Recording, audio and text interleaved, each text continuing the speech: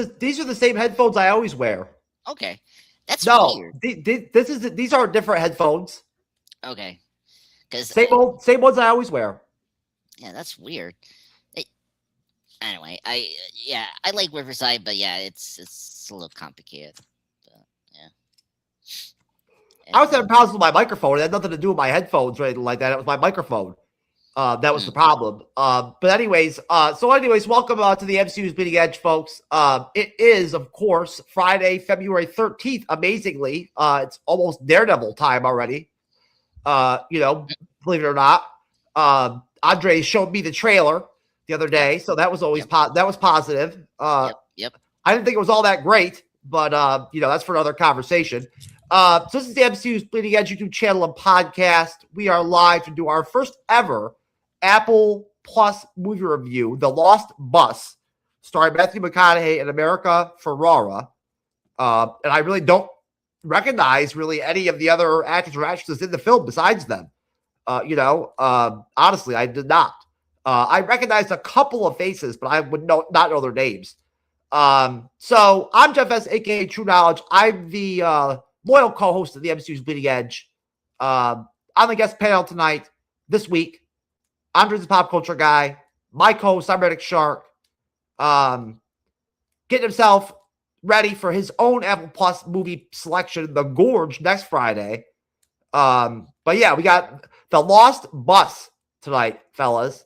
So, now, Cyber, I know you've had Apple Plus for a minute, so Apple Plus is not a new commodity like it is maybe for some other folks around here tonight.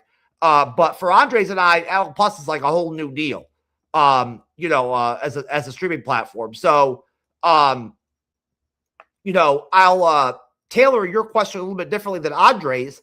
But Andres, what's your take on your first Apple Plus film? Pretty good. I was just pleasantly surprised. I was very curious about this movie, because this one, particularly the special effects, got nominated this year with the Oscars. So I was like, okay, let me see, and this was your pick, and we're gonna start doing the Monarch Legacy of Monsters show for season 2. And I can report everyone, this movie is amazing. I thought it was a really good movie that Jeff picked. A very intense thriller movie that's like in vein of some like more like disaster films that known, but like in a more grounded, like realistic way. Something like Dante's Peak or something like that with the fire and all that. It was really good. I mean, the performances was great. I thought Matthew McConaughey and America was it Ferrara? She was great as well. Those two actors are amazing. So putting them together was a really good combination. And I was talking to Jeff here before we went live. We were talking about the director when this movie ended, or I was checking this movie. I was like, oh wait, Paul Greengrass, the director that did the later Jason Bourne films. He did, the Oscar film Captain Phillips, starring Tom Hanks. So he's a really great director. He knows how to build up the tense, and he knows how to direct action and do a lot of good emotional scenes. And you see that right here in the film, which is great. So really great start with the Apple TV Plus content, because they have really good content. From what my friends say, particularly Severance and all that. So I think this was a good start. So very excited to now dig in what else they have. And of course, next week's pick for Cyber as well. I heard that's a good movie too. So yeah, that's my thoughts on it. Very good pick, sir. I'm very happy. Great. Yeah. Great I love really, really good sci-fi television shows. I always have. Knowing that Severance is there, and available to me now, is cool, because I've heard really good things about it. And honestly, whenever there's a popular sci-fi show that comes out, I want to see it, so I'm glad I'm finally going to hopefully get that opportunity now. I'm looking forward to it. So Cyber, you obviously been fucking with Apple Plus for a minute. So, what's your take on what Apple does with its films? Honestly, I mean, they do some good stuff, they do some crappy stuff, I mean, just like any other studio does. I mean, I don't see you know, anything different than any other studio versus Universal, Disney, Paramount, A24, etc. Apple puts out just like the same, content that the others do, but they do their own variety of what they decide to put out. So even though I might have been around with Apple TV longer than you or Andreas, I don't feel my knowledge of it is any different than it would be of yours, because I've just watched what I watch on there when I get around to it. It's not like I'm seeking out the stuff on there specifically all the time. It's come or go. Like sometimes I'll go on there and I'll watch a movie. Sometimes I'll go on there if there's a TV show that all of a sudden interests me. So yeah, I think overall it's just the same as any other studio. Okay, well, that's all I really wanted. I think, anybody's really wants to hear, is just kind of what your, overall opinion is, on the platform, sort of, you know what I'm saying? And if you don't really notice a really big difference with their films and other films, then that's a valuable opinion, So, all right, Cyber. I mean, I know you're not really a big talker when it comes to the different, the streaming wars type conversations and stuff like that, Cyber. But I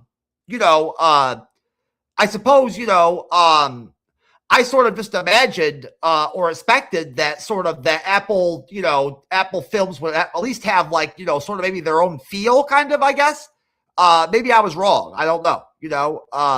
I suppose it makes sense that what they'd be making would be similar to what's already being done, that they would their movies are just like any other studio. There is nothing that makes them different than any other thing.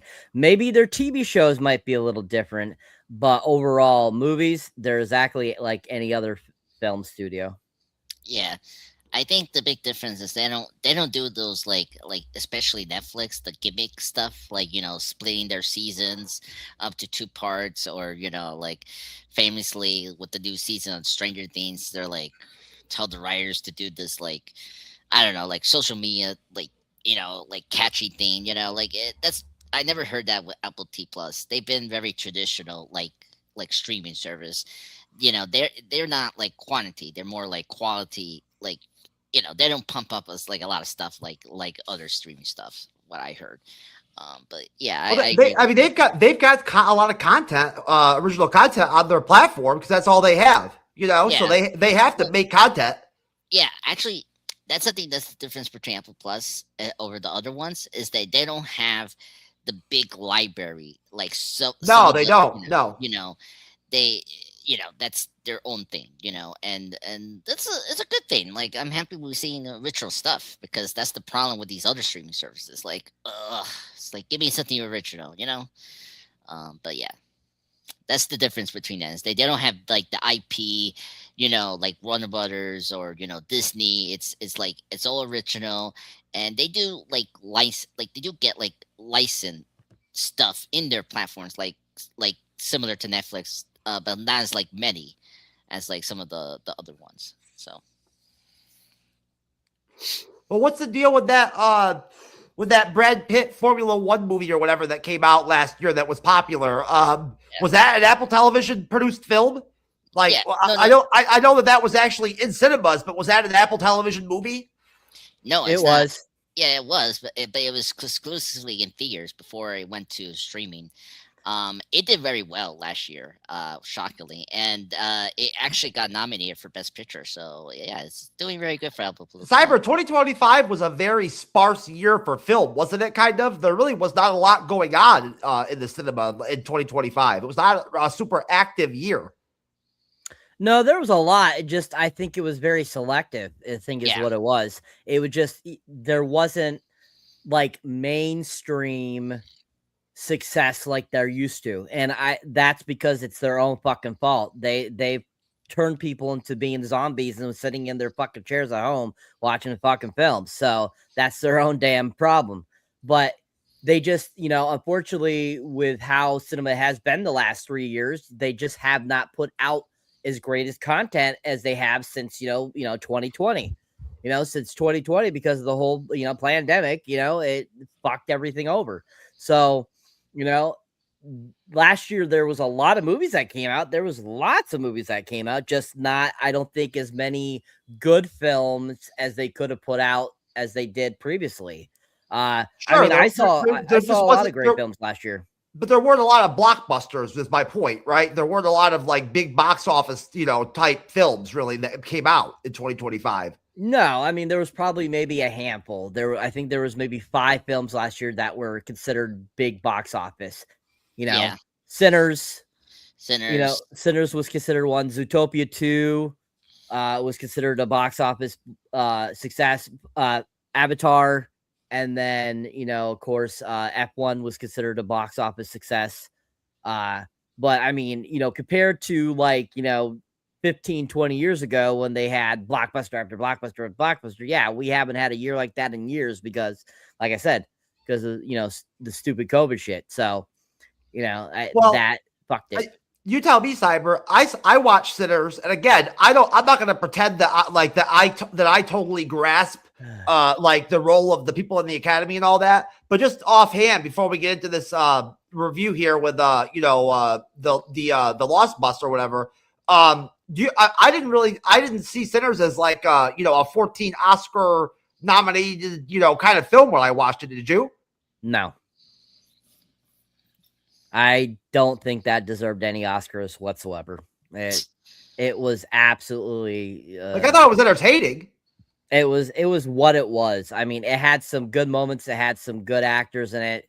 I mean, I love Haley Steinfeld in it. I thought that the Jack O'Connell guy did a great job playing the head vampire. And then, of course, Delroy Lindo. That's the only Oscar I agree with is Delroy Lindo being nominated. I think he definitely deserved it. But overall, Sinners itself is just, it felt like any other vampire fucking film I've seen. It wasn't anything original. It wasn't anything new. And I just don't think it was anything that extravagantly, it blew me away, bro. They actually gave Delroy Lindo or whatever an Oscar for Sinners. What the fuck? Oscar nom, yeah. Yeah, for supporting actor. Oh my God. He barely even had a fucking role in the film, really. I mean, Jesus Christ. So yeah, I mean, I like I said when I did my when I do my worst of 2025, that one's on the list. I think it's overrated. Oh my God. Yeah, I don't know. I mean, I like honestly, I like Michael B. Jordan. I always have, but isn't he considered to not be really all that great of an actor? Kind of overall, isn't that kind of like the vibe with him? No, he's a great actor. I mean, he plays like the same character in every movie, in all his movies. Pretty much, yeah. I mean, he's not that great of an actor. He's okay. He's not horrible. He's okay. I mean, I give him credit for playing Adonis Creed, in the very first Creed film. He did a decent job in Creed 2, and he did a decent job directing and, acting in Creed 3. But overall, if you watch all his lines of any of his films, he pretty much plays the same type of architecture kind of character in every single fucking film. And it kind of gets annoying. It gets boring. It just doesn't shine like somebody like I think the perfect example of a great character actor would be John Malkovich. John Malkovich can play all kinds of different types of characters. And he goes from range of, sadistic serial killer to this, run-of-the-mill just dude that happens to make weapons for somebody. He is absolutely a great character actor, and I feel that character actors are the ones that don't get enough credit for how good they are as actors and actresses. And I think that these people that end up being pushed up on the pedestal that are considered so great, like Michael B. Jordan, just they're over exaggerated for how talented they are. I definitely feel that Jack O'Connell, Delroy Lindo, Omar something, the heavier set black dude that's in Sinners, they all are better actors than Michael B. Jordan. They carried the film, I think, better than he did. I mean, it's one of those things, you know, you could play dual roles, but when your dual roles basically seem like image match of each other, just because you're twins can be very different. Pretty much to me was exactly, it was like him just acting the same character, but giving himself a new name and a new suit is basically what I got from that. So yeah, he didn't have to do anything crazy or creative or whatever with his depiction of twins or anything like that. You know, it was very basic. You know what I'm saying? Those characters. You know what I'm saying? So yeah, I'm just, you know, I know everyone's still gonna disagree, but I feel that that film is very overrated. Yeah. Nothing against Ryan Coogler as a director. I think Ryan Coogler is a great director. Black Panther 1, phenomenal. Black Panther 2, okay. You know, but I mean, even Creed 1, fantastically directed by Ryan Coogler. You know, Black Panther 2 was fucking rough. Yeah. Cyber. It was rough. You know, there are some moments in it I really enjoyed, so I have to give Ryan Coogler credit for making at least some of those enjoyable moments. Other than that, yeah, the film itself was a big flop. I thought it, unfortunately, God. for you. Andres, you remember that experience going to this fucking movie to see Black Panther 2? Oh my God. Actually, I like Wakanda Forever, but it's not as good Come as the on. first one. At least it's better than Thor: Love and Thunder and Doctor Strange too. I had to be like, yeah, be but Thor: Love and Thunder did not exist when Black Panther 2 came out. No, it did. It was like it came out the same year. Yeah, the same year, dude. It did? Yeah, they both came out the same year. And Doctor Strange 2 came out that same year. Still, Thor: Love and Thunder does not have anything to do with Black Panther 2. Black Panther 2, if you like Black Panther 2, Andres, good for you. You know what I'm saying? I respect that. But I'm just saying, overall, I didn't like it. I thought it was a real big fucking drop-off compared to the first Black Panther film. Hey, another movie that got for some reason strangely nominated for an Oscar for Best Picture. Oh, did it? Yes, you don't remember that? It's the only Marvel movie that ever got nominated for like a major award. See, I remember the Angela Bassett nomination. That I care more about. That film. Oh, I forgot about that. Yeah. Yeah. See, that I like because she deserved that, and I wish she won for that role. But I feel like that was a very racial move to even do all that. Personally, she was the best thing about that movie. To be honest, like her storyline was more interesting. If that wasn't a black film, it doesn't get that Oscar nomination and all that. Is my point, though. You know what I'm saying? Yeah, no. I kind of it happens. But I mean, out of the Marvel movies, like it's the only franchise that's like more serious than some of the other ones. You know, like I don't think the Black Panther movie, as good as it is, deserved an Oscar nomination for Best Picture. Personally, hey, Cyber doesn't agree either. I already know because I've asked him before years ago. Okay, yeah, we've had this conversation before. Yeah. I agree with you with Wakanda Forever. I don't think that should have been nominated for Best Picture. I was fine with the first one. But the second one is like, not really. You don't need to nominate. If you're going to not nominate Marvel movies overall, you know what I'm saying? You know, like no matter how good they are, and then you're going to single out Black Panther and give that movie an Oscar for Best Picture, I just think that's weird. You know, it's a weird aberration. You know what I mean? Yeah, but it just seems very like strange. You know, I feel like there's better Marvel movies that could have gotten that recognition from the Academy. You know, more than Black Panther. You know. No, I agree. Yeah, there's a couple. I think RDJ should have been rewarded. You know, with some kind of nomination for an Oscar or something like that at some point for all the time he put in as playing Tony Stark. Yeah. Anyways, I don't want to go down too big of a rabbit hole down here, you know, on this Friday evening, folks. But it's nice to open up the conversation a little bit on the bleeding edge, you know, and get off topic once in a while. But yes, I'm not totally understanding the whole deal with the 14 Oscar nominations with Sinners. 16. Yeah. I don't get all that. Yeah, yeah, that's such a crazy thing with the Oscars. They over nominate, you know, this one particular film, and it's like, not really, especially because, you know, before we head into the movie review, but like it's always historic. There's a few, but historically, when you get the most nominated, you're not going to be the winner of the night. Like, unfortunately, like, that happened with La La Land. Yeah, It but you have happened with you have the best chance because you have the most opportunities. You know what I'm saying? So your chance of actually winning Oscars is the best. You yeah, know, but because you've got all those nominations. You know what I'm saying? yeah, You got to but get see, nominated. You got to get nominated to get in the game. You know. yeah, but it doesn't happen. So So I mean, they're going to win at least a couple. That's yeah.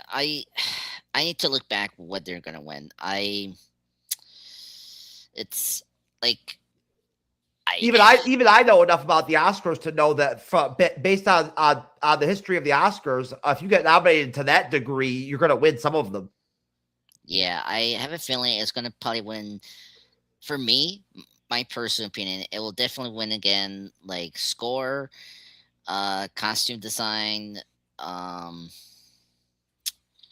I've never seen a movie or a TV show ever get nominated 8 or 10 times or something like that in 1 year.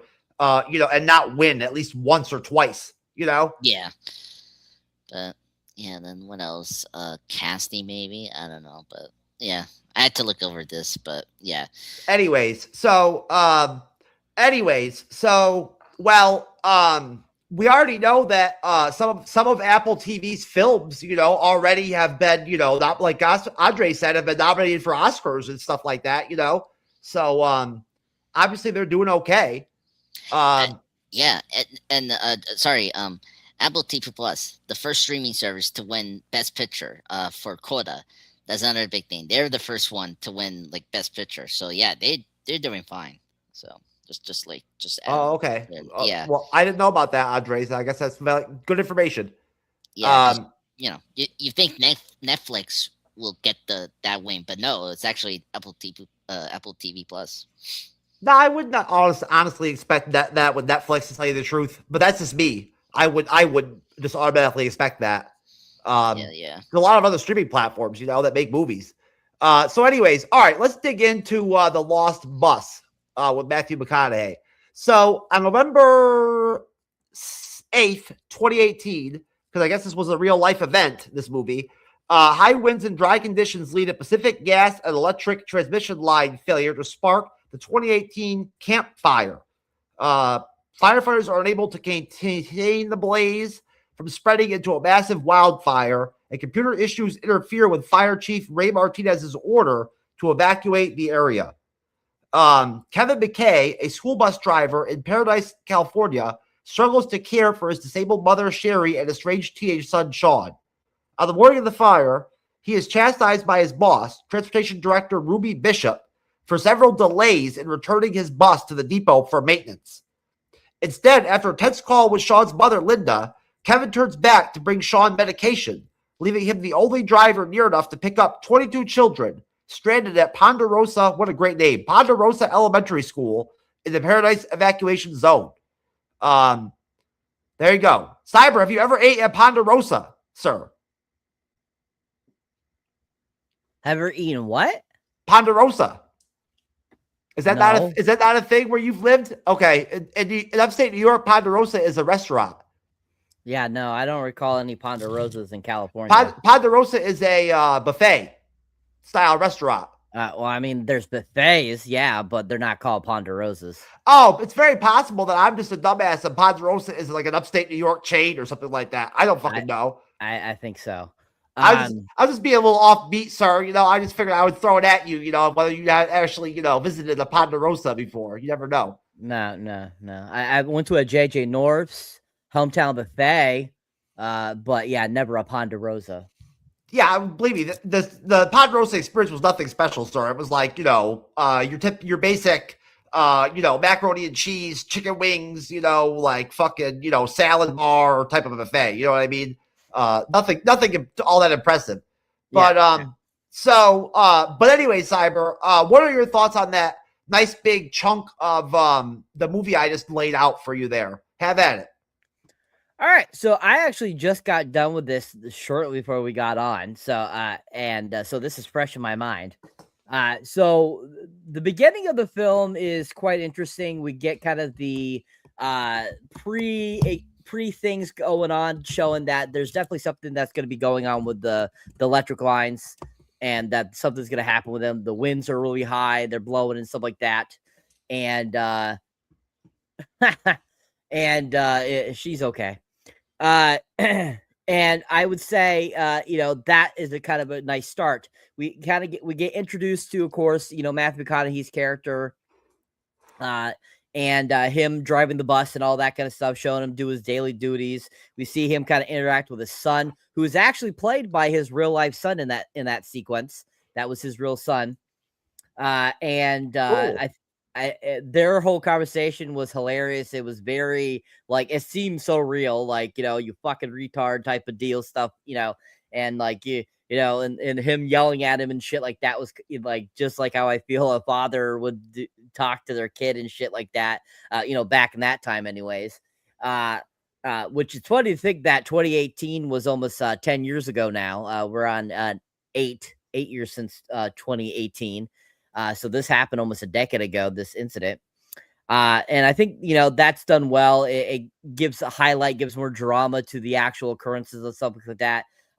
The actual story, the father and son in the real life story, they didn't have this huge blowout like they do in the movie and stuff like that. There's quite a bit of the film is very exaggerated. And so is that sequence there, them having this falling out and crap like that at the beginning of the film. And then, of course, we see more of Matthew McConaughey and going off to work and stuff like that, having trouble with, his boss and stuff like that, which was, hilarious and stuff like that. We have him have conversation with his ex-wife and stuff like that, too, talking about the son after their blowout. And then, of course, as that progresses, then we start having the fire issues where basically the electrical, the winds blow the electrical towers enough to make them spark and start creating little fires.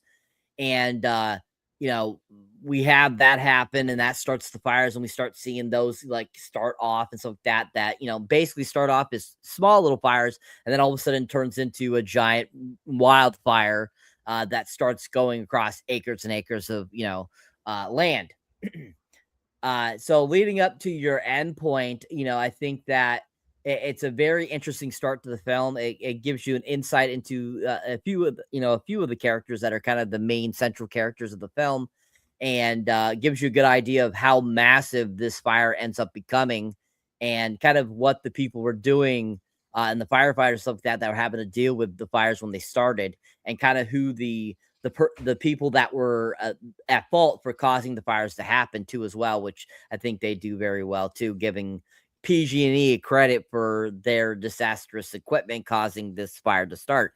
And I think it's kind of interesting that they call it campfires, because I guess where the fire started, I guess there was a camp nearby, and that's why they call it campfire. But actually, it wasn't in an actual camp where these fires started. So I think that's kind of interesting. They ended up calling the campfires of 2018. But yeah, definitely an interesting start to the film. Get you growing, get you right into the film, get you right into the action, and get you right into, this crazy disaster that's happening in that area of California in 2018. All right. Yes. For some reason, they are the campfire. It's the campfire or fire or whatever. I have no idea, but I'm assuming that's probably why, Cyber. Andres. Yeah. So I was not aware about this event back in 2018. Yeah, I can't believe it's going to be 7 years since 2018 came.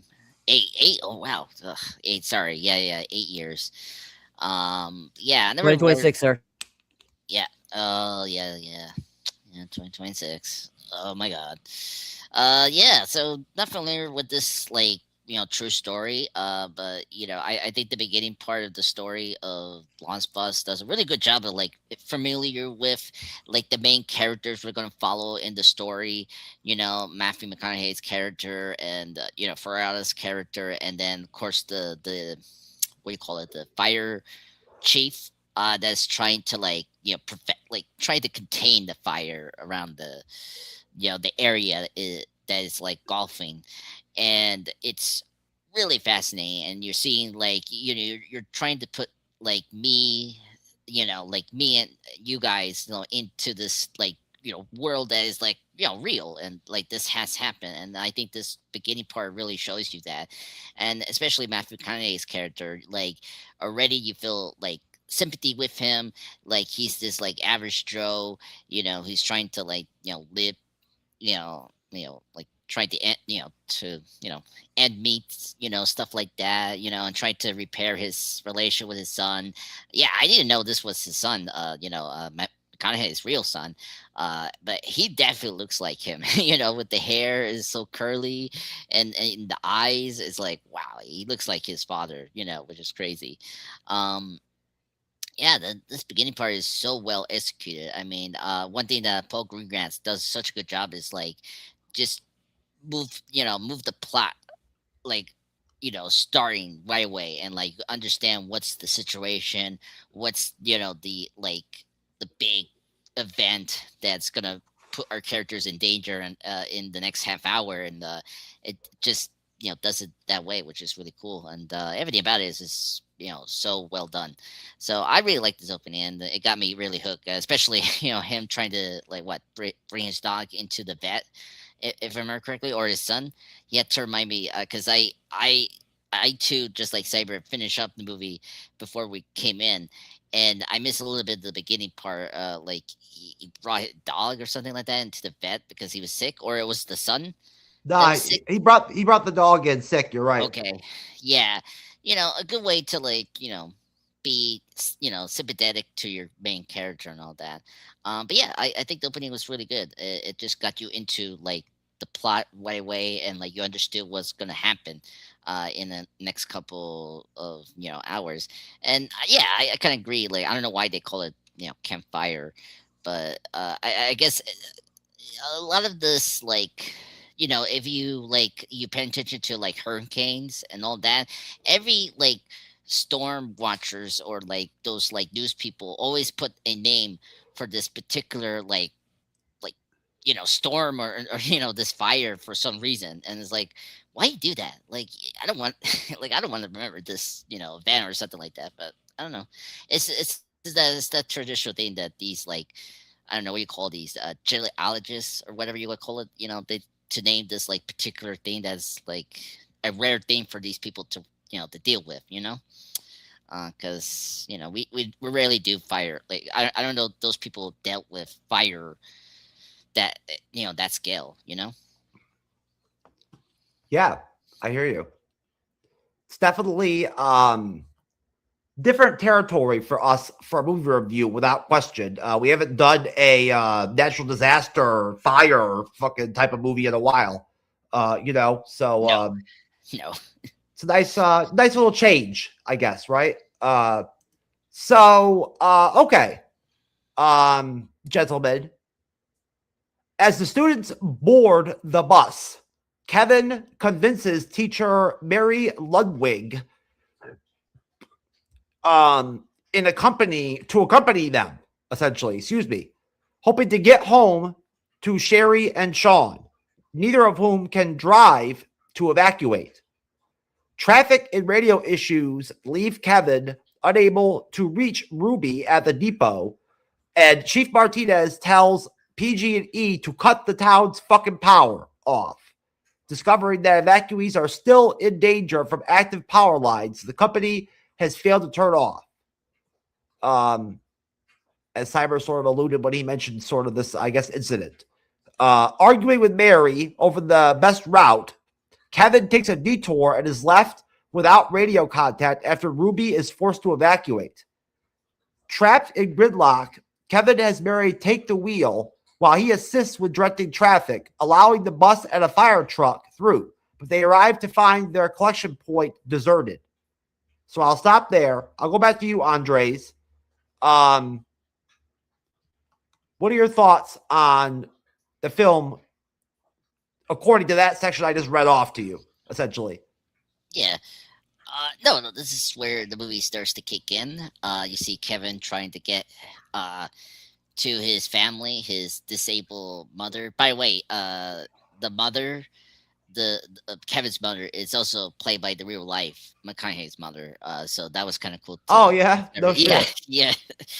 When we see her towards the end, I was like, oh wow, That's really cool. You know, I first off, like you could like I get the mom cannot drive. Like I understand that she cannot walk. I get that. But come on, you told me the son cannot drive. Like how old is this kid? Like you're telling me that this kid cannot drive and like take the grandma out of safety, you know? Um that's one part I'm like I kind of question it, but you know, whatever. So like here I mean, if you know, if they were fucking about it, and they had a car, you'd hope that that fucking kid would just drive. You know what I'm saying? That shit, it happens like every once in a while. You hear about it in the news, some kid, you know, fucking some 13-year-old or whatever driving the car for his mom to the hospital or some shit. It happens. yeah. Yeah, I thought the grandson. It's not legal, but you're not gonna get the kid's not gonna get arrested for that shit. Yeah. So like he had like opportunity to take his grandma out or whatnot. So I guess I'm happy to there's some good neighbor good neighbors to take that sweet old lady out of the like hazardous area. So here it, you know I sympathize with Kevin here. He's trying everything to to amend his son relationship. At the same time, getting called from his mom, that he's sick and all that. And then, his wife calling him, to like chastise him of his like failing as a father. It's like, oh, come on, lady, not now. He's trying to like get his bus to get repaired, whatever what was like, the maintenance that his buzz is due for maintenance, right? Because his boss Kevin's boss is like calling him and checking on like how far he is to like get the bus get the maintenance there, because it is dangerous to like you don't know your bus gonna die off or be stranded in some unknown area or whatever. And then you see the fire just like continually to grow, which is kind of crazy. And it's I can't believe that like of course the PGE, the Pacific Gas Electricity right company, you know didn't think to turn off their power to like you should have turned off your power so that you don't cause collateral damage, or like preventing the firefighters to like a stop the fire, and then b save the people. And yep. Of course, these companies are just ruthless people as usual. Um, what else? And then, of course, here you meet right the teacher, Mary. I like the teacher Mary. She's very head smart and very smart about the situation. It was a good idea that she tell her boss to like call a bus. It was no way they to like take the kids in their cars one by one, like no way. So it was good move from Mary to like like, look, we need to call the bus service to like get these 26 kids, right? That's the number, or 22 kids, sorry, from the elementary school. So that was very smart on Mary. So I really like this section. Very like I like how it's well paced. Like slowly the tensity gets to kind of kick in, because now you're noticing the fire is like growing. And and one of my favorite parts about this movie is the one what do you call it, the one firefighter that was like driving in the like section of the town that was like really engulfed in fire, and he saved like a couple people and like took them into like the lake to like get away from the engulfing fire. Really great scene. I was shocked like how good that scene was. It has that one take. He's trying his best to like get everyone out from the house. He's communicating the fire chief of like what's going on with the situation, and telling that, look, we need back up here to like stop the fire, because during that time you see one of the casualties get on fire, which was like, whoa. Thankfully that one person stopped the fire on his back, and whatnot. And yeah, really great tense scene there. Before we got more of that later in the film with the bus. Yeah, so I really like this section. You get to know more, more of the situation with Kevin, and him deciding to like, take the call to like, bring the kids to safety. Really shows that he's a good man trying his best to be a good father and all that. And I really like this section. It's really really good dramatic stuff, and really great like action, like fire scenes. I've seen a couple of disaster films, that I mentioned before, Dante's Creek, Volcano, which is over the top. But here is like really good, disaster scene here, and we get more of that later in the film, which is great. So that's all I have to say about this mix section. Really good. All right, Andres, most definitely. Cyber, go ahead, sir. Remind me of the endpoint, sir. I believe it's just basically when Kevin takes the kids and they get to the collection point, but it's deserted. After they fight the fires and run around for like a while. Okay. I mean, this part is very entertaining. It has a lot of great, interesting aspects that happen. You have, of course, kind of the introduction of the teacher, played by America Ferrera, and you get introduced to these kids, and before Matthew McConaughey gets there to pick them up, of course, we have the pickup and everything, and we have kind of the starting prelude to kind of their journey through these wildfires. And of course, they're stuck in traffic for a while there, and sticking to the plan. This Mary Lowe keeps saying, and you're just kind of like, well, you got to improvise during situations like this, lady. You can't just stick to the plan, because the plan doesn't always work. And so I think that was smart on Matthew McConaughey's character's part. To think we got to go a different way.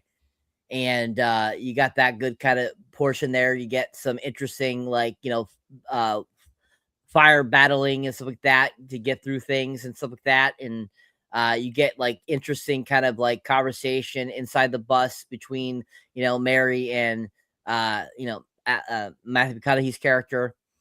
You get, interesting things going on with the dispatcher between Matthew McConaughey and stuff leading up to this point too, as well. They lose contact, which isn't, which sucks, because you're thinking, oh, CB should be good. Shouldn't be losing contact with that. And that kind of puts a dabble into things too, as well. And leading up kind of to the end point, I think this is a lot of great, like, CGI entertaining, section of the film that shows a lot of great action going on, a lot of great wildfire stuff going on. In between this stuff, we have the firefighters coming in and out and stuff like that, showing kind of what they're doing, what they're trying to do to control the fires, stuff like that. And we see a lot of, dumping of the, sand and stuff like that, trying to stop the fires and stuff like that in between. And I think that, overall, this is a very kind of like action-packed, section of the film that gives you a lot of like great idea of what that wildfire was doing, when it was happening back in 2018. So yeah, very, very interesting, very, climactic, very much a, Paul Pendergrass, type of film, very actiony, very, dramatic, very thrillerish, kind of like the Bourne films, that same type of feel, very actiony, I think happened here. So I think it was a decent portion, and I thought it was entertaining. Okay. Thank you, Cyber. I'm glad that you found that entertaining. That's always positive to hear. So, okay. Essentially, making a plan to reach nearby Chico, Kevin comforts a scared student who, like Sean, has difficulty relationship with his father. The bus navigates traffic, falling power lines, and armed looters escaping through the growing blaze onto a side road. With the children suffering from heat and thirst and the air conditioning shut off to keep out smoke, Mary leaves the bus and retrieves a case of bottled water. I didn't even notice that during the film. Holy fuck. Narrowly avoiding an exploded propane tank. Wow. I must have fucking totally dipped out during that. Did not even fucking notice that. In Chico, Ruby speaks to the children's parents, expressing her trust in Kevin, while Chief Martinez ceases firefighting operations to focus on saving lives and makes a public statement about the increasing volume of wildfires. So I'll stop there. And Cyberneticshark, sir, I will go right back to you, sir. Have at it, sir. I mean, the scene where they go searching for water, that scene was quite interesting because literally they had like these people like hanging around and stuff like that. That while she's trying to get through things and go through the Winnebagos and shit, and which apparently that was all made up for the film. When they actually did that in the real life case, there was no people like hanging around and stuff like that and like guarding shit and stuff like that. So I think that definitely that was for more dramatic effect, more action in this film. But when that propane tank goes off, it was like boom! I was like, that's awesome. And with a nice speaker, that sounds amazing. That's like freaking awesome sounding. And that was a great action sequence there by Paul. I think he got a really great explosion there. And of course, kind of leading through the rest of it, you get, basically more like, them having to deal with things and having to get through the fires and crap like that, trying to keep the kids calm, keep them from passing out and crap from the smoke inhalation and all this kind of stuff. I think that was kind of interesting, them trying to figure things out, how to help the children out. Getting the water was one of the things, and then try to keep it, the bus well contained so that it, keeps the smoke out and everything like that. I think this is also the part where they drive on that crazy road there for a brief moment. It's, they're going down this crazy road and crap, and you're just kind of like, oh, what's going to happen? What's going to happen? And like all the stuff they go through and kind of have to fight through and stuff like that. And, I think that was, quite interesting and fun, and really kind of brings the movie, forward and gives you more entertainment value and gives you more action, stuff like that, to make it more dramatic and all that kind of stuff versus what actually happened in real life. And I think that the visual effects in this film were done really well. I thought he did a really good job. And I think he was just I think they did a really good job with all the fire looks and stuff like that. They all looked really realistic and stuff like that. I think during this part too, also they a lot of those sequences, they looked like they were really on fire and really happening, and that was pretty impressive, I thought, visually, because it just really worked really well to give you that real feeling of what it was like for them, having to deal with these giant crazy fires that are going all over them and stuff like that. But overall, I think that this section, once again, it's just kind of more entertainment value, more, giving you more kind of dramatic elements to keep you enticed, keeping you, sitting at the edge of your seat, giving you some more of than what was actually happening in the real story. But definitely very much gave you some, kind of entertainment value that I thought was, entertaining, action packed, and, kept the story going and kept you enticed in the film. So I thought this portion wasn't horrible or bad either. I thought it was entertaining, and I enjoyed it. I thought it was done well. Okay. Andres, you back, sir?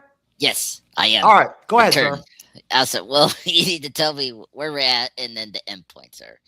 Just Oh, okay. Did you not hear it? No problem, no. sir. I was Iceman, sir. Okay, sir. Making a plan to reach nearby Chico, Kevin comforts, I guess it says. That's not even a word, but okay. Comforts. Yeah. Comforts a scared student who, I don't know where I got comforts from, like Sean, has a different relationship with his father.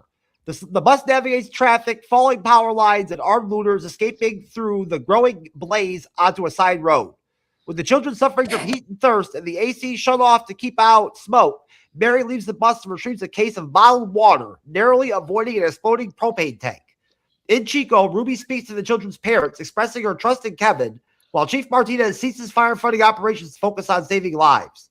It makes a public statement about the increasing volume of wildfires. Go ahead, sir. Okay. All right. Good. By the way, who in the right mind named a town Chico?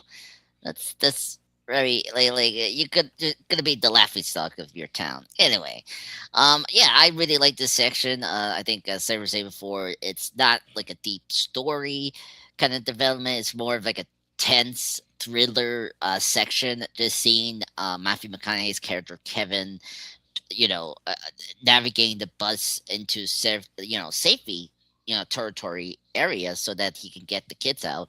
But each time he goes to do like a shortcut, he just ends up having this like obstacle or like threat that goes against his bus or the kids. First the power lines going down, which was kind of crazy. I can't believe he was able to dodge that. Like the fact that he didn't hit the bus, like really shows he's a good driver. um then of course you got the typical, apocalypse, like situation. Like you see the looters, just like, give me your bus, and smart move for Kevin to like, knock the guy who had the gun. By the way, like I was surprised the guy was like not smart enough to like just use his gun to shoot at the door, but thankfully he didn't do that. I was happy that Kevin was smart and like just hit him a couple times before he entered the bus, and then obviously, the situation with the heat, is dangerous. When you have that like massive heat, you can lose oxygen and like suffer, heat exhaustion or whatever. It's really good that the adults knew what to do to like keep the kids like at least able to be hydrated. Like it was important to get some water, so it was good that Mary like at least a tree of conveniently, the one big bottle of water in a was it like a house bus van, or I don't know, like minivan that's like like you usually do, you usually see in those park was it a community, whatever you call it. And then at the same time, you know Kevin is trying to try to get safety to save his son and mother. He's thinking about that. One thing that was just crazy is the Kevin's boss telling the parents about where their kids at. Like it was good to tell them that they're safe, but why do you want to continue saying like, look, we lost communication, like we do you trust Kevin? Like I do trust Kevin. Like why is she like bleep out so many information? So just tell them that look, we got the kids, we got the kids and they're should be arriving soon. Try to lie.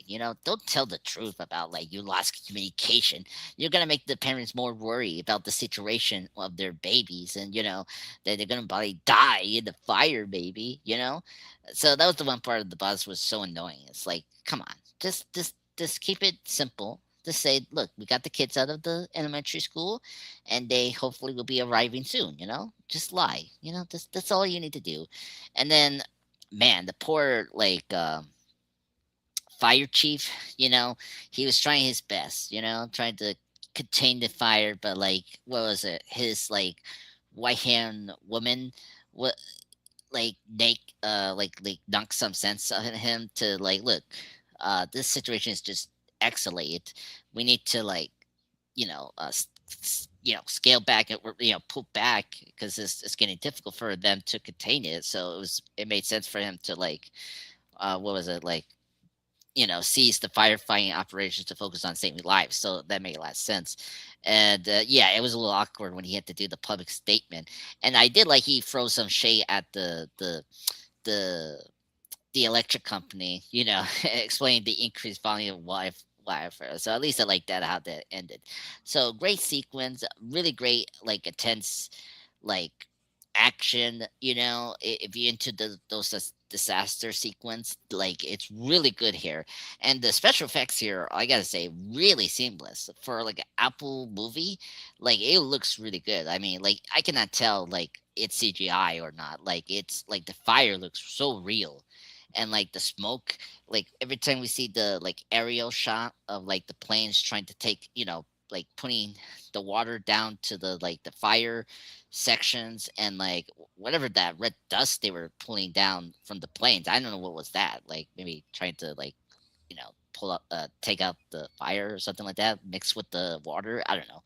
um that aerial shot was so beautiful. Like you seeing like the big smokes, and it's like so real. Like that's part I can like. I can see it like it could be CGI, but like so far the visual effects are so top notch here. I can totally see why it was nominated for best visual effects, because everything seems like seamlessly in each shot when we see the characters interacting the the fire and all that. So that's all I had to say. Really great section. Very intense and one of the best like disaster scenes I've seen in a while. With the action and all that.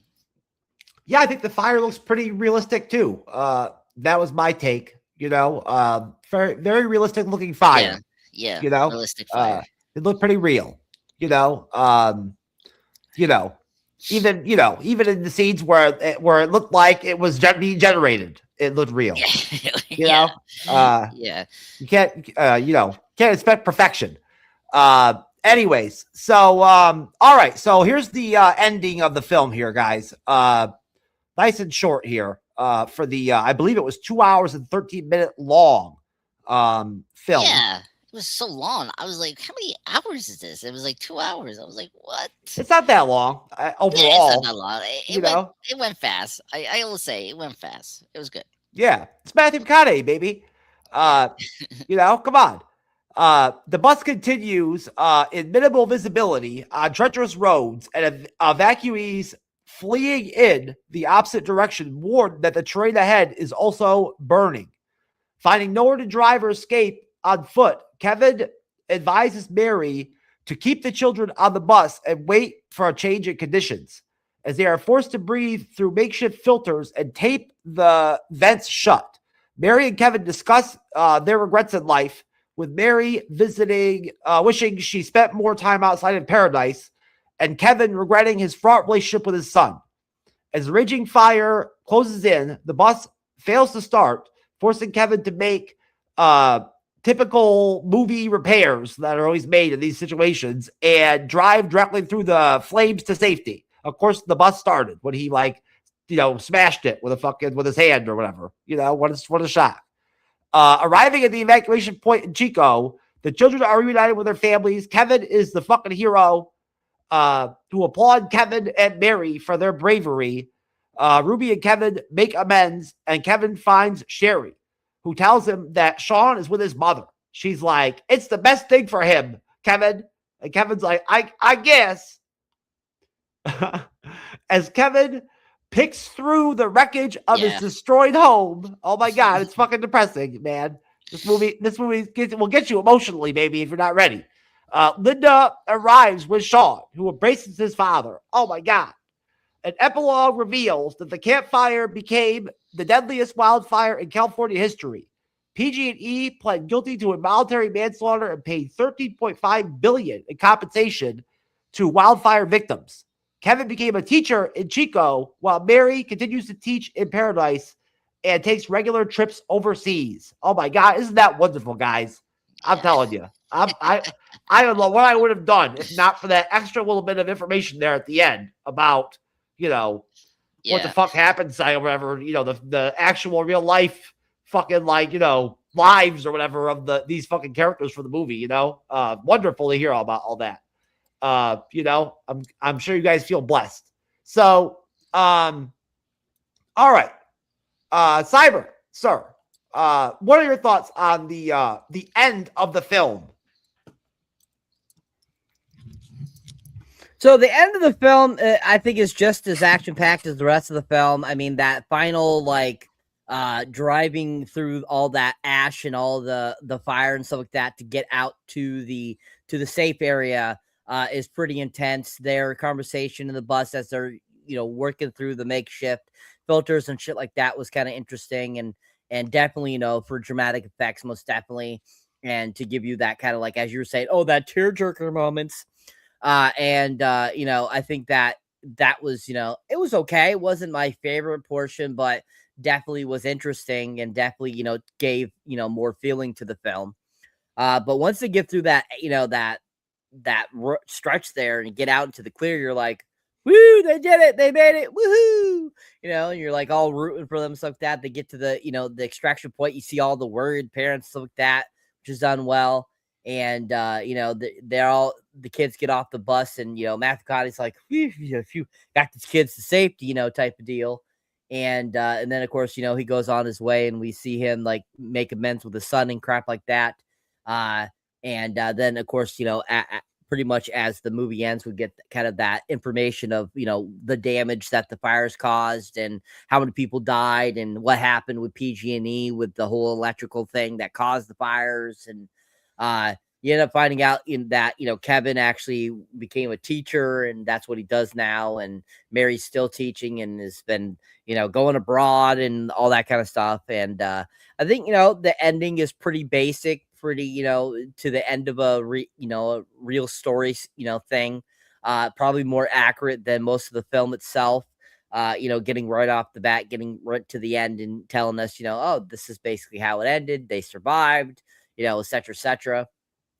And, of course, all those dramatic elements at the end were, trying to kind of pull on your heartstrings like that. I feel trying to get that dramatic element in it. I think Paul Pengrass did a great job directing it. I think he did a great, job giving us this like action packed kind of like based on true story deal that was definitely a lot of stuff added to make it more entertaining, more enticing, more wanting to keep you in the story versus like just watching a documentary. And I felt he brought a lot of flavor from the other types of movies he's done, a lot of great action films. And I thought there was lots of great action in this film that was, definitely, it kept me wanting to watch the film, kept me entertained. And, I think that this end portion, had a good amount of action leading up to that kind of final climactic ending of, finding out the end results. So, overall, I think that, the ending was, decent. It was okay. I thought it was pretty much, I would say, very similar to, everything the rest of the film was. It was, a basically, entertaining film. And overall, I think that they did a decent job bringing this story to life. Okay, thank you, Cyber. Andres, go ahead, sir. Yes. Yeah, I it was funny when Jeff you brought up towards the end with the oh my god, the like aftermath and telling like, the like what happened after, the wildfire and seeing what happened to Kevin and Mary, it's very typical, Hollywood ending where it's like, as Saber said before, it's touching your strings of emotional, like it was I was surprised when we see the mom. I was like, I thought initially, like, I had it in my head, it's like, oh, he's gonna see his mom, and then he turns back around and he sees his son there in that, like, like rescue, like area there that he just dropped the kids off, right? And then he sees his mom, and then like the son was gonna come out, at like in that moment, but no, it was this, his mom is like, oh, the mother took the son. It was the right thing to do. Well, yeah, it was a good thing. She should be right with his mom, and like I love how Maverick kind of his persona is like, yeah, sure, I guess, and then of course, we had to see like the aftermath, like seeing the houses and all that, being like burned down to the ashes, right?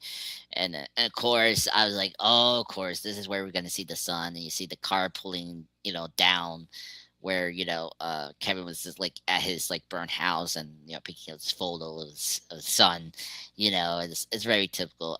But this finale was really good. I mean, like it's so intense. Like the kids and Kevin and Mary, like had to wait out for the fire to like maybe calm down, and like you don't know, like going there is gonna like be the right path, and Kevin's instincts were right. It was in the right direction.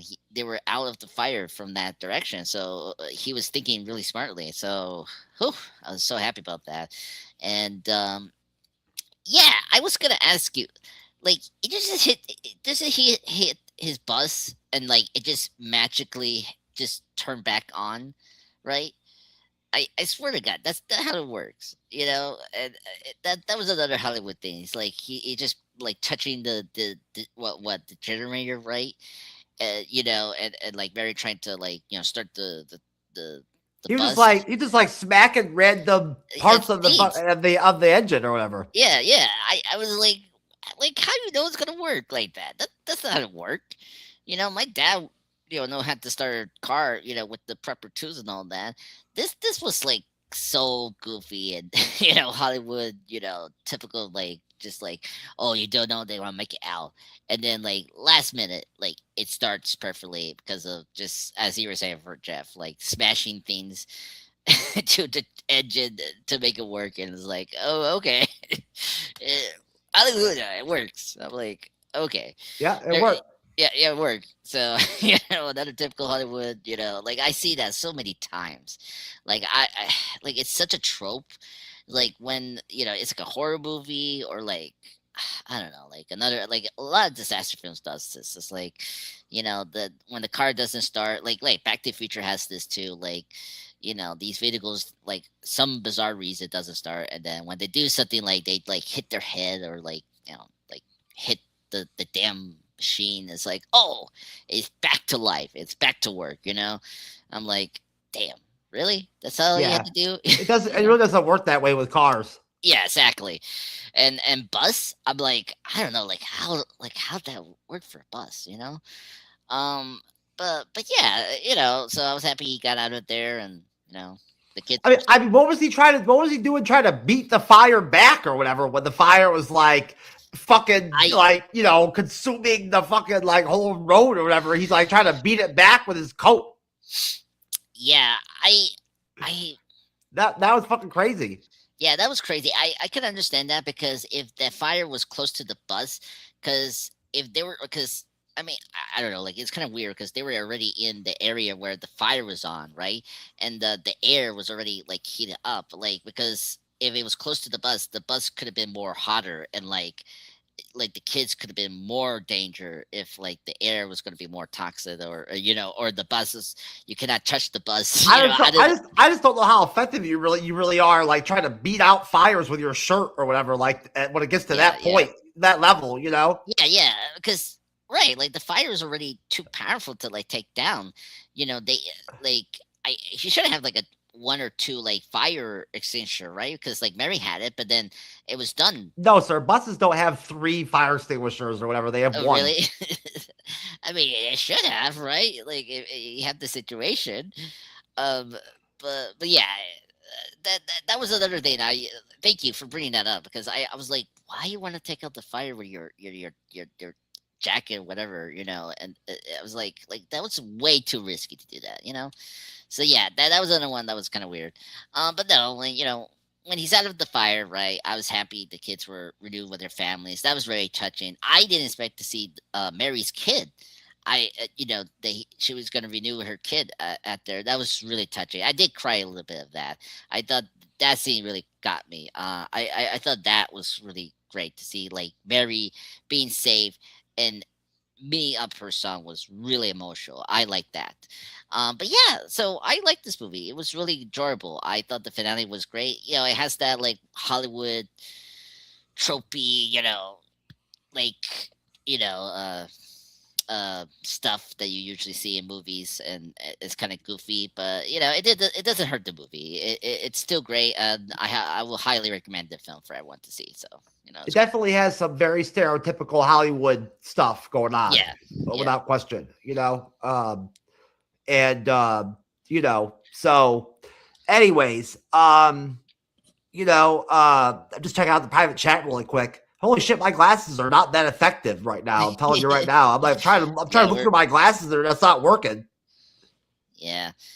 We were just talking about movies that he saw, and I heard good things about Send Help and the Sam Rockwell movie. I'm hearing great things. I need to see that.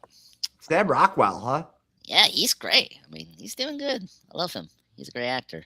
Yeah, if you're a fan of Gore Verbinski films, good luck, have fun, don't die is yes, exactly as it sounds. If you're a huge fan of 12 Monkeys, this movie is the movie for you. Oh, that's good. That's awesome. Yeah, and Sam Help is the new Sam Raimi film. And I heard great things about it. I need to talk to my friends. I want to see that, because I love Sam Raimi, and I love Rachel McAdams. She's great. So it's good to hear that she's great in this film. Yeah, I saw the trailer for that. It looked interesting. Yeah, and it's doing well in the box office, so I'm happy about that. So that's good. Yeah, good to see Rachel McAdams, back leading a film again, Yeah, it's been a while. Yeah, it's pretty good. I'm happy that Sam Raimi like actually cast her in his movie, because she was the bright spot in Doctor Strange too. Not going to. I liked her in The Time Traveler's Wife. I thought she was underrated in that film. Oh yeah, that's good. Look, I And don't she like. was and she was in The Notebook. She'll always be known for that. Yeah, that and Mean Girls. Don't forget about that. Mean Girls is good. Oh, I forgot about Mean Girls. Yeah. Red Eye for me. Red Eye is always my favorite of hers. Oh, Red Eye, amazing movie. I never saw Red Eye. It's good. You will like it. It's a great thriller film. It's directed by Wes Craven and has the actor that did Oppenheimer and Scarecrow, Cillian Murphy. Yeah, Yeah. Cillian Murphy. I know who's in it. I just never watched it. Yeah, I want to pick that for The concept for the film just did not wow me or whatever, so I did not buy in. There's a lot of twists and turns. Like I'm hoping I see more trailers this year, so I have a reason to go to theaters more than I did last year, without question. You know, we'll see what happens. But the Bride looks good. I'll probably go watch that when that comes out next month. Yeah. All right, guys, let's do our ratings. Let's stay in the lane of the Lost Bus. I keep wanting to call it the long bus, yeah. and I feel so awkward calling it that because it's like the opposite of that is the short bus. You know what I'm saying? And like and there's that the whole reality of that concept. Oh my god! Yeah, we don't want people thinking this is a gay film. Yeah. No. This is not Dallas Buyers Club 2. No, the Lost Bus. But the Lost Bus is could be like a serial killer fucking movie title. Like it could be anything. You know what I'm saying? Honestly, you don't know what the fuck you're going. You know what it could be when you get a title like that. It could be anything.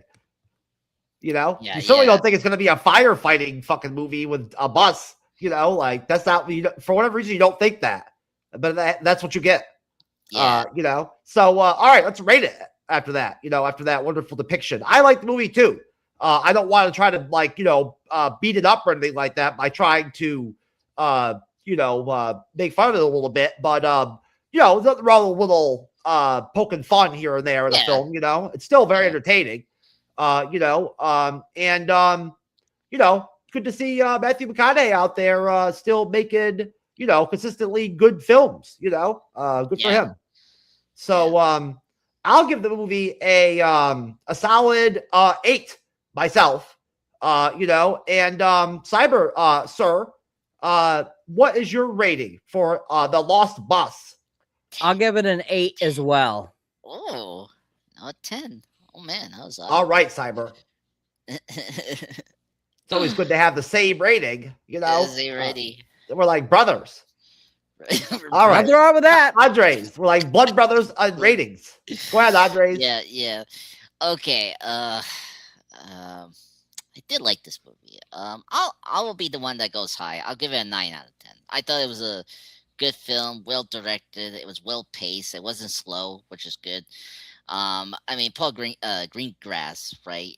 He's a great director. I always like his work. I mean, me and Jeff talked about this about the Bourne films. The Bourne films is not my favorite action films, but when he directed the second and third, they were good films. I love the third one. The third one's my favorite, and I love. They're very well done films. I'm not trying to put again. I don't want to I don't want to knock the Bourne films. I just don't think that they're like anything epic.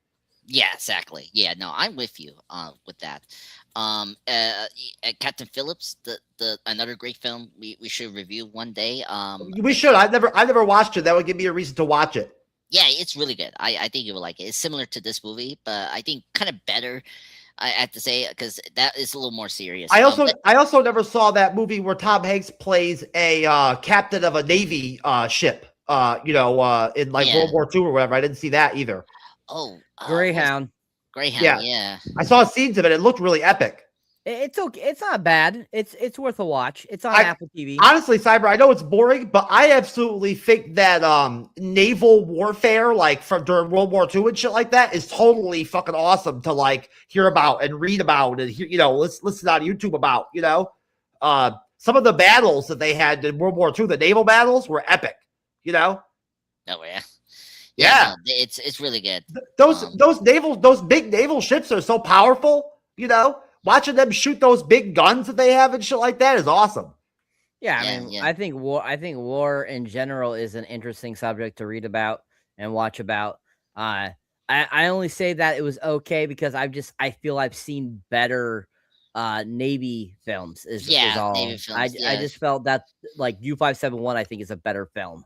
I thought. I mean, all I saw was the battle scenes. The battle scenes I saw from Greyhound were good. You know, they look pretty. They look pretty real, pretty authentic. You know. Yeah. Yeah. No. But I don't know how good the film was overall. I didn't watch it. You know, so I don't want to try to pretend that I do. You know, it may have been really good. It may have not been. I don't know. You know, it could have been boring. I don't know. You know. Honestly, you know, the Navy is not exactly a very sexy thing to watch on film, you know. No. But no, I was watching this thing about World War I cyber the other day about how the Canadians were known for trench warfare. They would go in and do where they would go in and attack the lines, you know, with like weapons like knives and swords and clubs and shit like that, you know. And they would go in and like, you know, actually go in hand-to-hand combat style, you know, to clear out trenches. So, and believe it or not, the Canadians Andres were known in World War I for being known for doing that. Like that savage kind of warfare or whatever in the trenches hand-to-hand. They would do that shit and like volunteer for it. Oh, yeah. Oh, the fucking Canadians of all people. Yeah. That's true. Supposedly, the Canadians are no joke in war, dude. That's what I heard. I've heard about them. Their history in multiple wars is that Canadians are no joke when it comes to like war.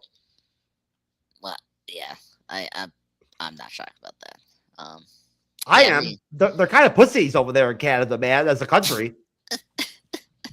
But apparently, they're no joke in war, man. At least back in the day, they were no joke. Yeah. Anyway, I was checking Greyhound. It did actually very well with critics, so it did pretty good. So it had good reviews. I'm just saying, so that's good. Yeah, I'm not surprised. You know, I would anticipate that Tom Hanks still makes quality films. You know. Yeah, he wrote that movie, and then this movie was like the earliest output when Apple Plus got into the streaming service. This was like in 2020. So. Yeah. Oh, that was an Apple TV. That's an Apple TV movie. Yeah. And it, you know, because they started in 2019, and they started to pump up. Movies. That looked like a very big budget kind of film, you know. Yeah, I heard good things about the movie. Some of my friends saw it. They say it was really good. The naval battle scenes I saw were pretty epic. They did not look cheap.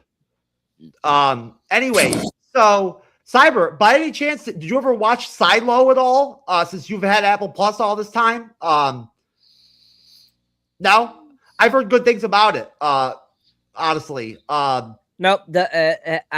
Everything I've seen about it has not interested me. Yeah, I mean, it seemed the premise of it, the concept of it is like very, very basic, right? Overall, you know, just a bunch of motherfuckers like living in a fucking silo or whatever, essentially. Yeah. But Jessica Ferguson is in it, you know. Yeah, she's a good actress. You mean Rebecca Ferguson? Rebecca Ferguson. Why did I say Jessica Ferguson? I mean, she. I don't know. She is like a Jessica Rabbit, Rebecca Ferguson. She's really hot. So yeah, I can see why you could change that to Jessica. Yeah, we should definitely review Dr. Sleep at some point. Yeah, that would be fun. That'd be fun. Yeah, we did The Shining, right? Yeah, a long time ago. Yeah, a long time ago. So yeah, we can do Dr. Sleep. We had to do it this year. Yeah.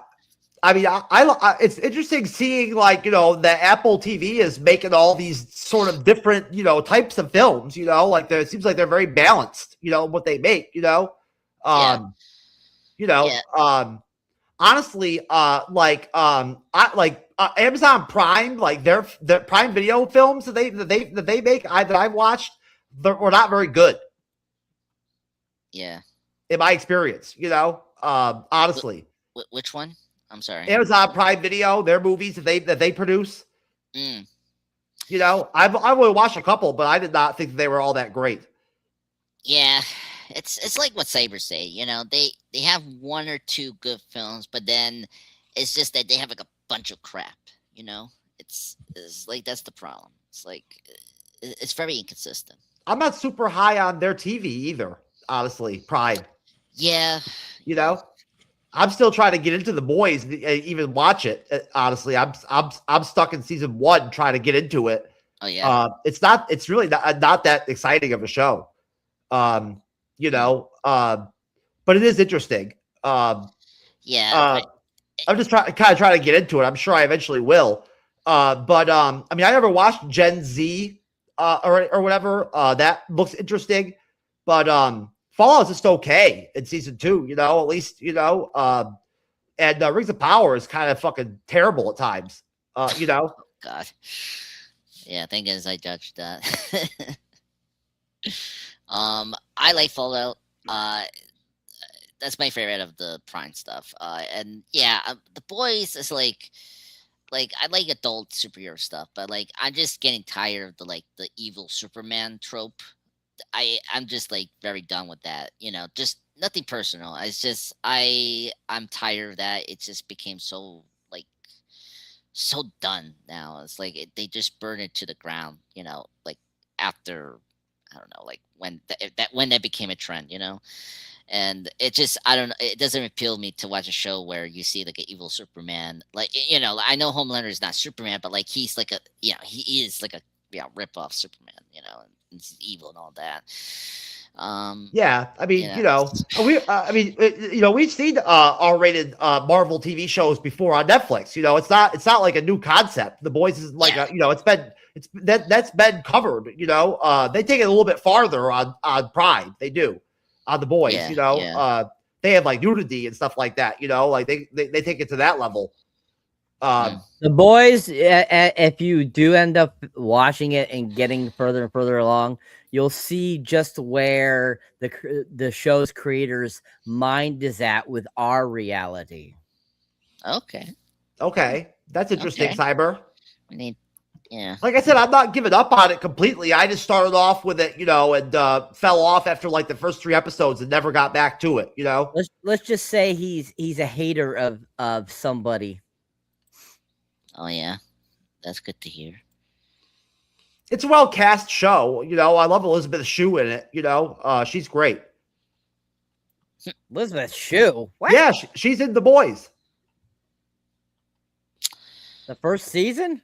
Yep, she plays the head of the corporation or whatever, that employs the superheroes.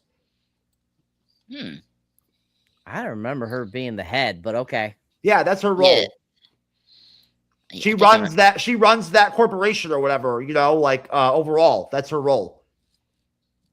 Oh, okay. Whatever that's called, but that's what she does. Yeah. I don't know how many seasons of the show she's in, but she's in season 1. Called Boss. Boss, yeah. Yeah. So, it's again, The Boys is an interesting concept. It's been fucking forever since I saw the first season, but yeah, she was in the first season. She's only in the first season. Has that show has Prime Video like put those seasons out pretty regularly, like season after season, or has there been like big 2-year, 3-year gaps between? Yeah, there's been gaps. Yep. So the last season, which will be coming out this year, which comes out in April, it was like 3 years since the last season aired. So, but this is the final season coming out. Season 5 will be its final episode or final season. And last season was hard to get through. Was so hard to get through just because of how it portrayed our wonderful, amazing, wonderful campaign and election year last year, or the year before, I should say. The show creator irritates the hell out of me. And he just brought way too much of that shit into the last season.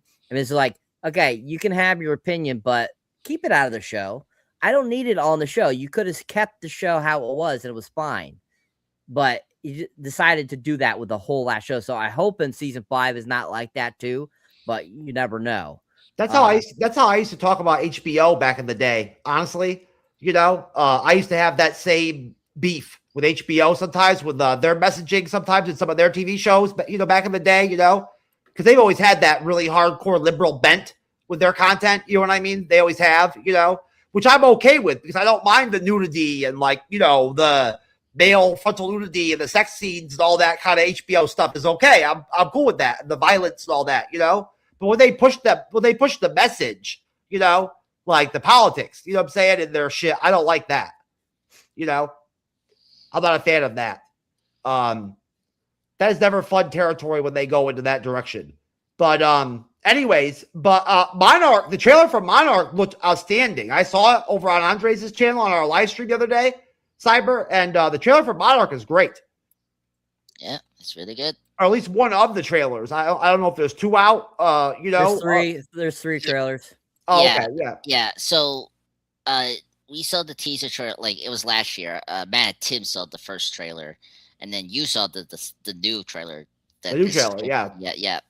Because the Super Bowl happened last week. So it looked good. I thought it was a good trailer. Yeah, I mean, Con looks great. Like they're spending a lot of money for that. So it's a very cinematic looking TV show. I'll say that. Yep. I'm watching season 1 right now. Not very far into it, but I've got to episode 3, and it's a very cinematic looking TV show overall. It feels very cinematic at times. Yeah, the reason for that is because they wanted to put something in between the next Godzilla Kong movie coming out in 2027. So they put out this season of Monarch. They really wanted to that's why Kong's in it and everything, is because they were trying to kind of put a mini movie in between the 2 films, to keep people interested still. I know. The first season is great. There's only one thing about the first season I didn't care for, was a stupid storyline that they added about a certain character. I could care less about it, but other than that, I love that first season. Yeah, I'm still waiting for it to get going. It's a little slow in the first couple episodes, but I'm sure I'll have no problem with it. I love that it's 10 episodes a season. That's great. All right, let's do our plugs, guys, and we'll get out of here. Cyber, go ahead, sir. Tell us what's going on with your content, sir. All right, guys. So if you enjoy me here on the panel or enjoy me as a moderator on the MCU'S Bleeding Edge, you can check out my solo content. You'll find me under Cyberneticshark. That's my homepage there on YouTube. That's my main page. Check it out. Give it a whirl. As you see there, my most two recent videos are the Super Mario Brothers Galaxy movie trailer reaction, and then, of course, Zootopia 2 movie review. If you haven't seen either of those, definitely check those out. For my shorts, I still have a couple Soras up, and then, of course, the Innkeepers, and then, of course, 28 years later, the Bone Temple and Mercy Still. I'll be having 2 new shorts up here shortly. One for Good Luck, Have Fun, Don't Die, and the film Also Send Help. So keep your eyes out for those ones. Be having more stuff up for you guys soon. More trailer reactions, more movie reviews. Have some filmed and in the bag. Just got to edit them and upload it for you guys. I appreciate you guys watching. Keep on watching. Keep on subscribing. Keep on watching all these other great content creators that are on here. And we appreciate you guys. And keep watching us here on the MCU'S Bleeding Edge. Okay, Cyberneticshark, sir. I like your short with the app you're using that was like a comedy sitcom. Like that was funny. I saw that one. The Sora. The Sora, the Sora, the last one you did with the Office like sitcom vibe, that was funny. Andres, go ahead, sir. Do your plugs. Yeah. So Andreas Polkochka here. CC there. Andreas Polkochka, channel percent. So pretty much wrapping up this week. So I just released a skip pod, my Thunderbolt review. Chris, I did like a full on part of 4 reviews of the different Bond films that I did the last 2 years. So you can check that out. And so I just skipped the, tripped out the big clip where I reviewed Thunderbolt for the 60th anniversary last year. So now you can hear that as a separate pod. And you can see the other ones, like you see 2 clips from 2 crazy television shows. We got the one from Schitt's Creek. Of course, Catherine O'Hara has sadly passed away. So I'm putting out a couple of clips from her popular show here. And of course, this year is the 60th anniversary of the Batman 60 show, starting Adam West and Burt Ward. So there's another clip there where they are finding Joker and Penguin in the Batcave because they enter the Batcave. So that's really great. And then, of course, you can check out my proper video. I did an updated version of my top 10 favorite X-Men films, so you can check that out. No live stream reviews. That will be next Sunday, the 22nd, for the first Scream film, to coexist the new film that's coming out on the 27th.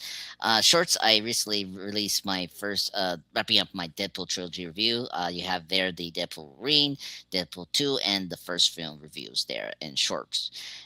Yesterday I'm doing the Deadpool Wolverine clips, so you can see the latest clip where Deadpool just walks off and tells Fox, suck it, and he's going to Disneyland. So you can see that clip. So tonight I'll probably do a review on this movie, the Lost Bus, in a short review. So you can see that very soon, later tonight. But yeah, that's all I had to say. That's where I'm at right now. And tomorrow I'll hopefully get my Deadpool 10th anniversary tribute for that as well. That's it. That's where I'm at right now.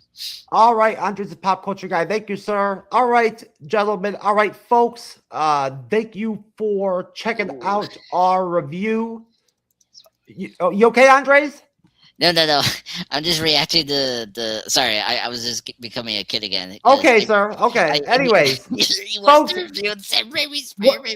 whatever. We're back again for 97 Kingdoms next week, Wednesday. So we love you out there. Rate and follow the MCU'S